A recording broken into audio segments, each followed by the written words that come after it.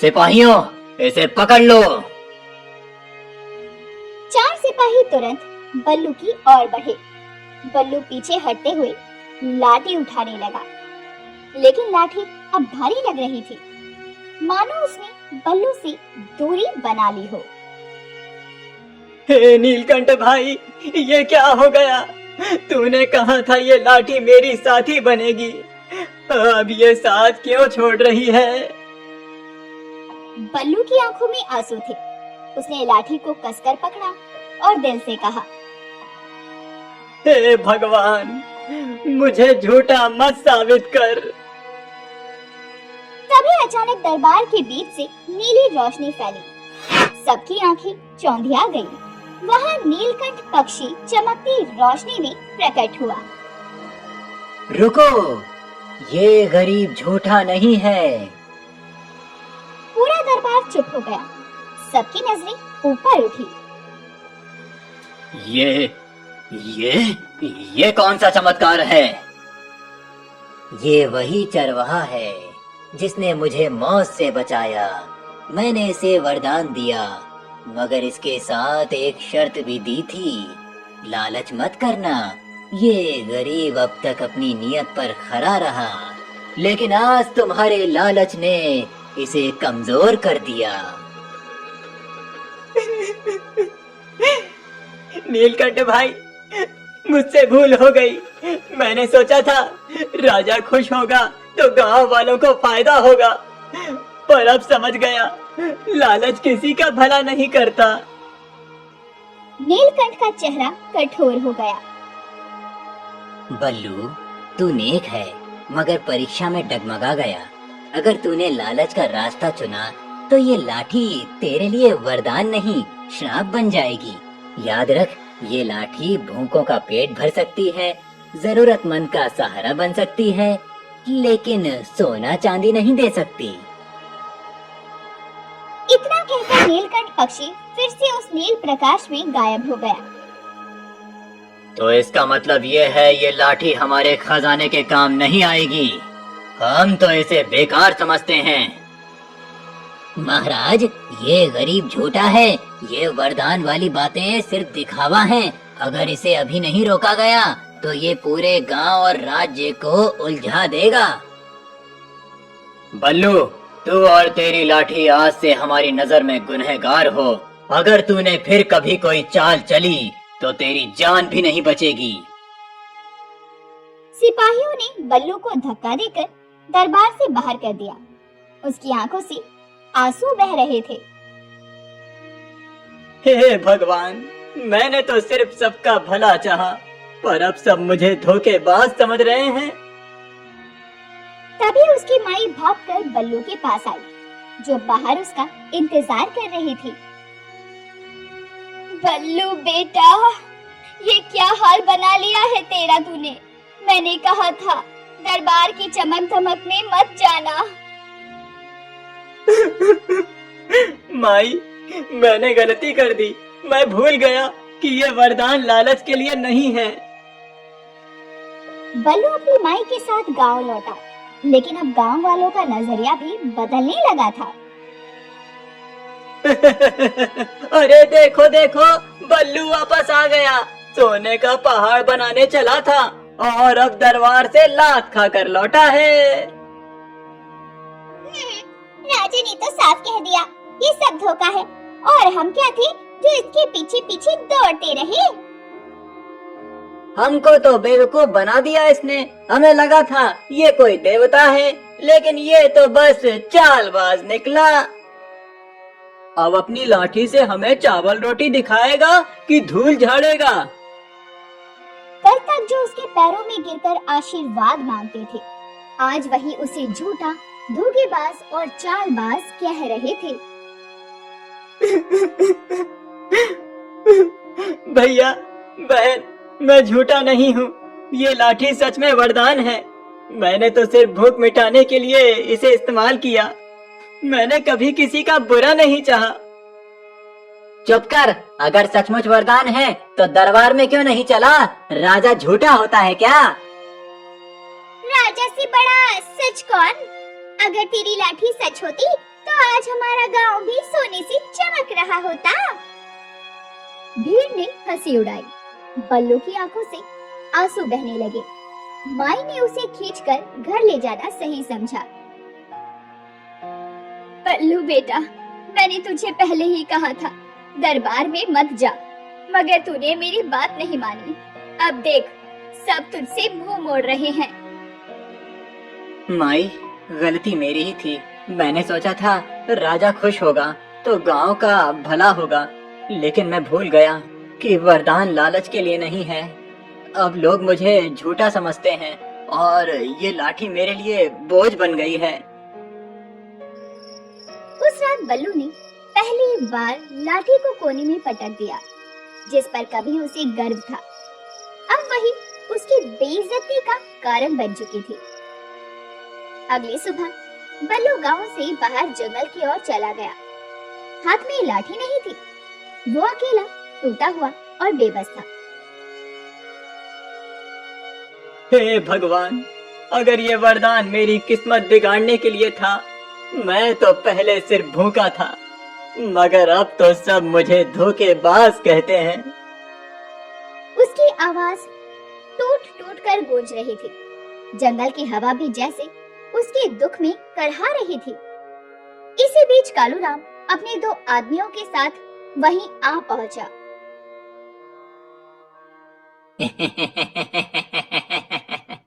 अरे अरे, देखो तो हमारे बल्लू महाराज रो रहे हैं। क्यों रे, सोने का पहाड़ बना दिया कि खड्डा ही खोद दिया? कालूराम, तू ही था ना जिसने राजा को उकसाया? तूने ही मेरी नीयत पर शक करवाया।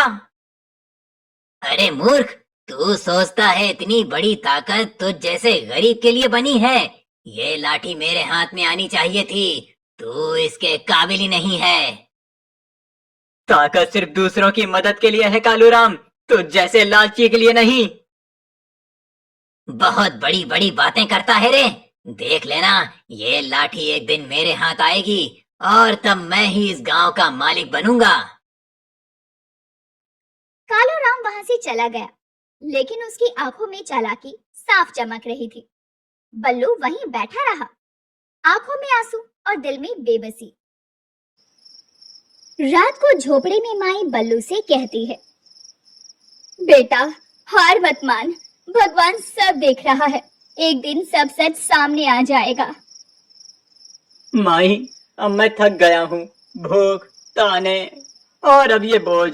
मुझे समझ नहीं आता कि मैं जिंदा क्यों हूँ। नहीं बेटा, ऐसा मत बोल, तू ही मेरी आस है। दिन बीतते गए। गांव वालों ने अब बल्लू से दूरी बना ली। कोई उसकी झोपड़ी में नहीं आता। माई और बल्लू दोनों अकेले पड़ गए। जिस लाठी ने उन्हें गर्व दिया था, वही अब कोने में पड़ी धूल खा रही थी। एक शाम गांव में आग लग गई। लोग भाग दौड़ करने लगे। कई घर जलने लगे। सब लोग भागकर बल्लू के पास आ गए। बल्लू, तेरे पास तो जादुई लाठी है, चल हमारी आग बुझा दे। मेरे घर में बच्चे फंसे हैं, जल्दी कर, लाठी से मदद कर। जब मैं सच कहता था तब तुम मुझे झूठा कहते थे। अब जब मुसीबत आई तो मेरे पास दौड़े चले आए। क्यों, मैं कोई खिलौना हूँ क्या? लेकिन बल्लू ने इंसानियत के बारे में सोच के लाठी उठाई और आग की ओर भागा।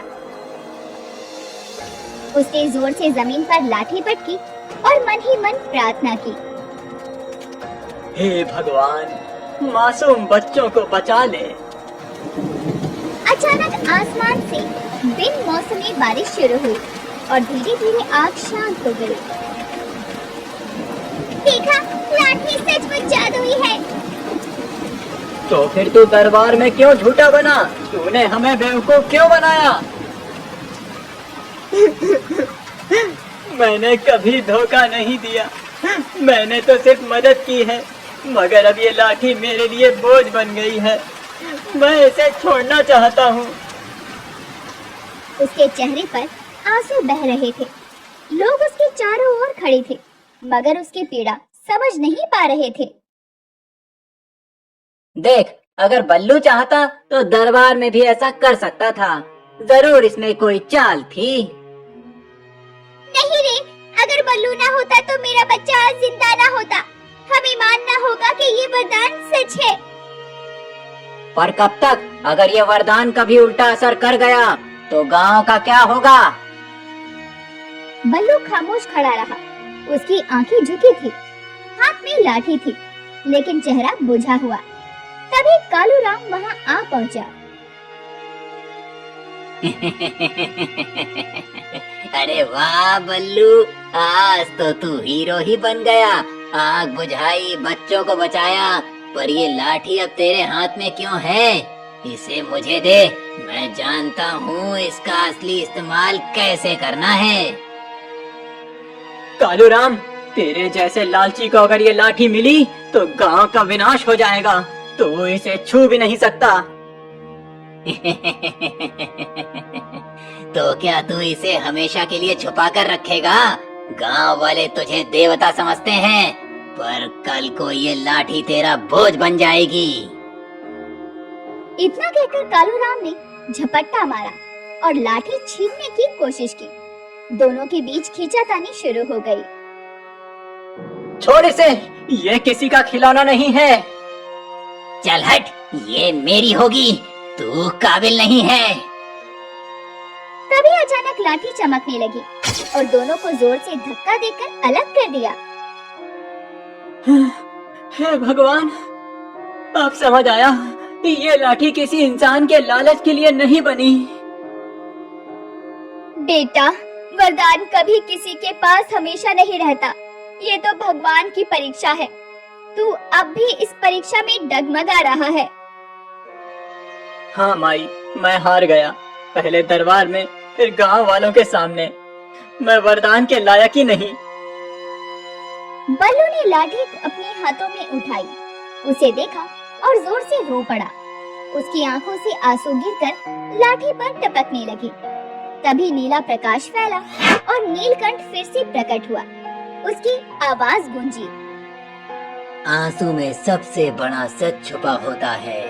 तूने अपने दिल से कबूल किया कि तुझसे गलती हुई। यही तेरा असली बल है। नीलकंठ भाई, मैंने सब बर्बाद कर दिया। अगर मैं लालच में नहीं पड़ता तो लोग मुझे धोखेबाज नहीं कहते। गलती हर इंसान करता है बल्लू। वरदान ताकत नहीं, जिम्मेदारी है। तू जब तक समझेगा नहीं, ये लाठी तुझे बोझ ही लगेगी। बेटा, अगर भगवान ने तुझे मौका दिया है तो तू फिर से उठ, मेहनत और सच्चाई से जी। वरदान रहे या ना रहे, इंसानियत सबसे बड़ा वरदान होता है। बल्लू ने कांपते हाथों से लाठी नीलकंठ की ओर बढ़ाई। भाई, ये लाठी अब मैं नहीं संभाल सकता। इसे लौटा लो। मैं मेहनत करूंगा, भूखा रहूंगा, लेकिन अब इस वरदान का बोझ नहीं उठाऊंगा। यही तो सच्ची जीत है बल्लू। जब इंसान अपने लालच को हराता है, तभी वो सच्चा बनता है। ये लाठी अब तुझे नहीं चाहिए, क्योंकि तूने असली सबक सीख लिया है। नीलकंठ ने पंख फैलाए और लाठी नीली रोशनी में गायब हो गई और वो खुद भी गायब हो गया। बल्लू के हाथ खाली रह गए, लेकिन दिल हल्का हो गया। गांव वाले सब देख रहे थे। बल्लू, हमने तुझे गलत समझा। तू तो सच्चा इंसान है। तूने वरदान छोड़ा, मगर इंसानियत नहीं छोड़ी। यही तेरा असली चमत्कार है। आज से हम तुझे धोखेबाज नहीं, गांव का सबसे बड़ा सहारा मानेंगे। नहीं भैया बहन, मैं बस वही गरीब चरवाहा हूँ जो पहले था। फर्क इतना है कि अब मुझे समझ आ गया है, वरदान से बड़ा कोई वरदान नहीं है, बस मेहनत और इंसानियत। यही तो मैंने चाहा था बेटा, तूने आखिरकार सही राह पकड़ ली। गांव वाले अब बल्लू की मदद करने लगे। सब मिलकर मेहनत करने लगे। धीरे धीरे गांव में फिर खुशहाली लौट आई। बल्लू अब भी बकरियां चराता था, लेकिन उसके चेहरे पर अब संतोष था। शाम का समय था। बल्लू बकरियां लेकर पहाड़ी पर बैठा था। सूरज ढल रहा था। उसने आकाश की ओर देखा और मुस्कुराकर बुदबुदाया। धन्यवाद नीलकंठ भाई, तूने मुझे सिखाया कि असली ताकत लाठी में नहीं बल्कि दिल की सच्चाई और मेहनत में है।